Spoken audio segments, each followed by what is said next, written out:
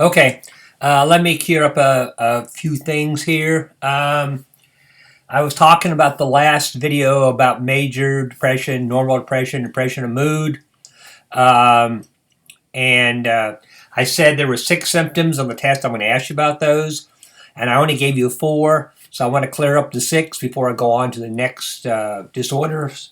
Um, the first one is desire to be alone. People are depressed, want to be alone, and the best thing to do, better be alone. Yeah. Okay. So, unless they're obviously suicidal, they need to check on if they have major depression. It's a little bit different. Um, they have lack of appetite. Remember, the only difference between any of the symptoms. Remember, the only difference between normal and major depression is severity. It is not any different systems. But depression of mood, you eat, and that's like I said before. There's the freshman 15, sophomore 15, junior 15, senior 15. Well, that's 100 pounds. But anyway, well, no, that's 50, 30, 60 pounds. Anyway, okay. So then we have the best indicator is trouble sleeping. Um, and this is a really good indicator of depression. Um, then we have a lack of general activity. You don't want to do anything. Um, I had a roommate that we had to do an intervention when I was in college, and we came home one day and he was watching some terrible thing on TV, and we said, "Chris, what are you watching this crap for?" And he said, "I'm don't know about changing it," and the remote was right next to him. I mean, that's really bad, but thank goodness we got him turned around. And then pessimistic. Oh my God, people are depressed. Their cup is not half full or half empty. They have no cup. And then finally, loss of concentration. Especially, this is where you get from normal to major, is that major people with major depression can't concentrate correctly, make more mistakes, makes them more depressed, and it's a terrible cycle. Okay, so on the test, I'm going to give you 5 of these and say which one is not correct, and you're going to have to figure it out. Okay, the next disorder is somatoform disorders. Somatoform, I hope you have your key list words so you can see the spelling, or you can just check in the book. But anyway, somatoform disorders are, somata means body in Latin. It's kind of neat. Too bad spring break's over with. Well, you can't do anything anyway, but next time in the fall, if you see somebody and you have you like, oh, he's got a nice or she's got a nice somata, you can't get in trouble that way because they won't know what you're talking about. But anyway, somatoform disorders are physical complaints that have no physical origin. So you're sick, but we can't find a cause. We think you're sick, we can't find a cause. And there's about 7 or 8 of these, and we're not going to go through all of them. I only go through the ones that are on the test and the ones that are on your homework. And first of all, you need to have this complaint for more than a year, and it has to alter your lifestyle. And for instance, one of them is hypochondriac, which we no longer use because the American Psychiatric Association decided that was a bad label, and as soon as you say hypochondriac, people think of it as negatively. So it's now somatic system disorder, but it's the same thing. They changed the name. And that is that you think you're sick, you have the symptoms of that you're sick, but the doctors can't find anything wrong with you.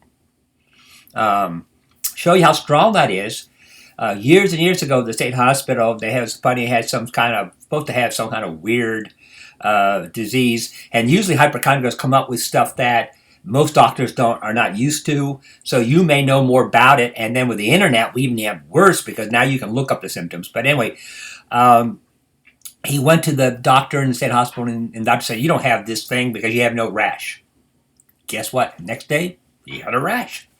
But so the fact is that the hypochondriac is very strong. So hypochondriac is a fear that the fear you have a disease. Illness phobia is the fear of getting the disease, which we're now having. I bet we have a lot of that going on now with this coronavirus stuff. But anyway, Um, and a lot of hypochondria, somatic system disorder, is common a lot more in females because unfortunately, we take you females for granted. And the only time we're really concerned about you if you're sick or pregnant, you don't want to be pregnant your whole life, so you get sick. And so that's very common. Um, and that's the second somatic deformed disorder that I want you to learn about. It used to be called conversion disorder, which was originally hysteria way back in Freud's time.